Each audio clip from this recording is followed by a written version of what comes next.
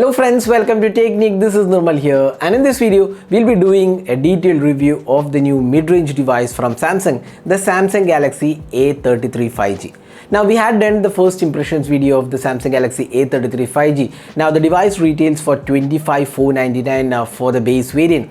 So how good is the device for the price segment? It features some really good and unique features like the IP67 water and dust resistant capabilities. It comes with 4 years of security update and patches and 3 years of Android updates. You also get optical image stabilization for the 48 megapixel camera, and you also get the Samsung's full One UI experience. So it's really power packed in terms of experience. But how does it compare with the competition, and is it really a good device to buy in this price segment? That's what we're going to talk about in this video. So before getting started, if this is your first time on this channel, do hit that red subscribe button and also hit the bell icon to get notified of all the videos we publish. So let's start off with the design and build quality. Now one thing what is common across all the A series devices this year has to be the design. Be it the A73, A53 or A33, all of these devices look really good, and especially the camera module and how it has been integrated looks really good. Now one of the good things about this device is that Samsung has maintained a matte finish on this back panel, which actually feels really nice, and also the camera, how it is neatly integrated onto the back panel looks really good. We have the Samsung branding, and even the side panel also looks really nice. It's again a matte finish, and you also get pretty good tactile feedback for the buttons, and it is also pretty lightweight in usage, feels really comfortable in holding, and you get the SIM tray at the top. Then bottom section houses the USB Type-C port, the speaker unit. It comes with dual stereo speakers, and we have the power and volume keys on the right side. So overall in terms of design, we feel this is quite a good looking device, especially the back panel design. But when it comes to front panel design, this is where things are not really that great, especially with a drop notch at this price segment. Now water drop notch is not a really great feature to have at this price segment. Also you can see that the bezels at the bottom feels slightly outdated. So the front panel design Samsung could have done with a slightly better design overall. Probably it's a cost cutting aspect. You get only a water drop notch, and also the bezels at the bottom, or rather the chin, looks slightly bigger compared to the competition. So that's the design aspect. Now in terms of build quality, it's quite a good device to hold and use, and you also get IP67 water and dust resistant capabilities, which is kind of unique at this price segment, and you also get Gorilla Glass 5 support for the display. So it's pretty well equipped in terms of build quality. You get IP67 and also Gorilla Glass 5 support. So that is the design and build quality. Now moving on to the display. Now this device comes with a 6.4 inches full HD plus resolution display. It's an AMOLED display, and you get 90 Hz refresh rate. Now you also get the Corning Gorilla Glass 5 support, as I said before. Now talking about the display, here you can see that it comes with a 90 Hz refresh rate. Now so 90 Hz refresh rate is nothing new to this segment. We have seen phones in this price segment with even 120 Hz refresh rate, but Samsung's AMOLED panel obviously has its own advantage. Here also you can see that it's a very good panel actually. In fact, this panel supports wideband L1. Here you get wideband L1 support for OTT platforms, and you get a really vibrant and crisp display. So display quality is definitely good on this, and the touch response also feels very smooth, and overall one of the really good displays out there. Now the only downside of the display is that it comes with this water drop notch that we have already mentioned. So display quality definitely looks really good.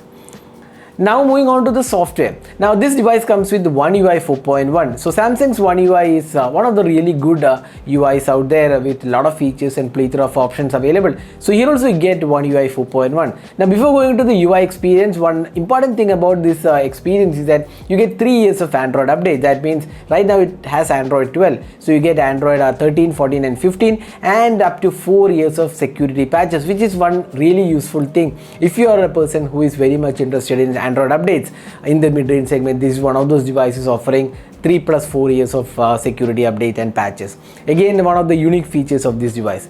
Now next let's have a look at the UI experience. So in terms of UI, you can see that it comes with the full One UI experience. You can see you have additional features on offer.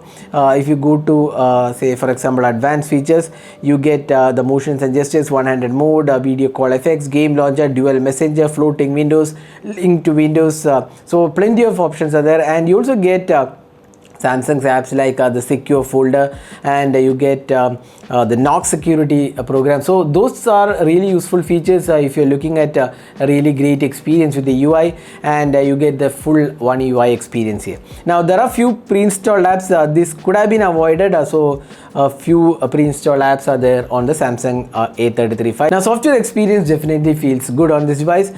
We did not see any sort of issues here. You can see that switching of apps is also pretty good, and we didn't see any sort of major issues or lags while using the UI. Now next, moving on to the performance side. Now we get the Exynos 1280 chip. It's a new chip, relatively new chip with 5 nanometer manufacturing process. Now we have seen this on the A53 and also the recently launched M53 as well. So it's not a new chipset we are testing. We have tested this chipset and it's a kind of decent experience overall. You get AnTuTu benchmark scores of around close to 4 lakh, around 3,75,000 to 4 lakh, which is quite good for this segment. But again, it's not the most powerful chip out there in this price segment.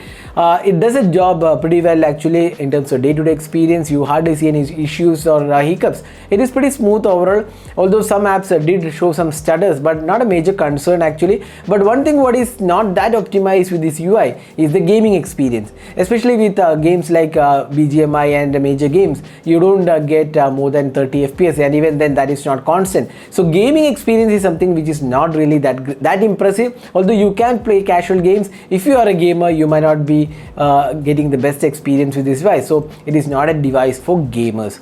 But otherwise the experience, the software experience and the performance looks quite okay in our testing. So that's the performance side. So the Exynos 1280 is quite a decent chipset for this price segment. You get either 6GB RAM or 8GB RAM based on what RAM variant you want. You also get virtual RAM expansion option, and you get 128GB storage. Now in terms of 5G support, it comes with 12 5G band. There is also 4G LTE, voice over Wi-Fi, carrier aggregation. Everything is included on this device.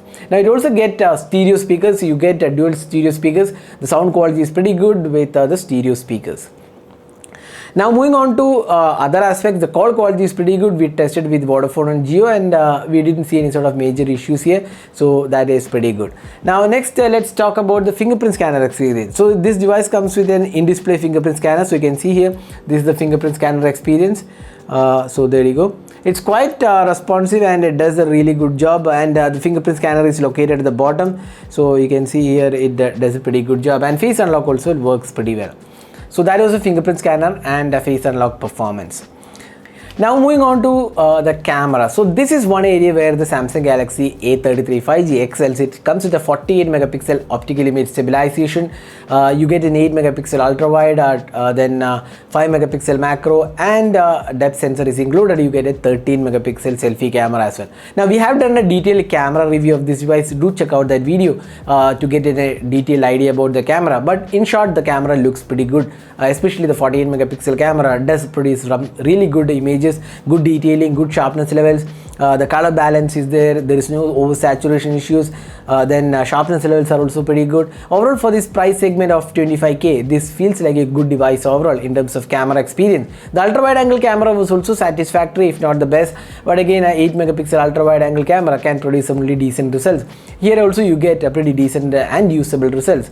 The portraits are really good on this device. That's one area where we really like the Samsung Galaxy A33 5G. The portraits are pretty good, and also the macros are quite okay, although again not a class leading one, but pretty good in terms of macro experience. Now the low light experience is also pretty good. We did like the low light quality of this phone, and the selfies are also quite okay on this device. So overall in terms of camera experience, this is pretty good, and you also get optical image stabilization. So videos are pretty much stabilized.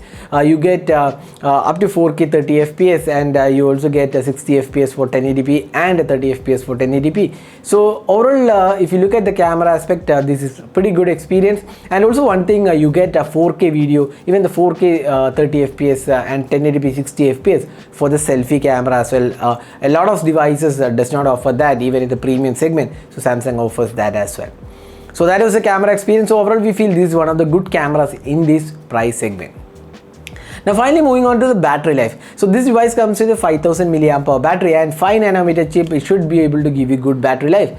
Again, in our testing, we were able to get decent experience in terms of battery. You can get through 1 day of usage if you are a moderate to high usage. If you're not gaming, you can easily get through more than a day with moderate usage. If you're a medium user, you can steadily get more than a day. Close to 1.5 days is easily possible. So the battery life is definitely good with the 5000 mAh capacity battery. It performs more or less similar to other devices with the 5000 milliamp hour battery.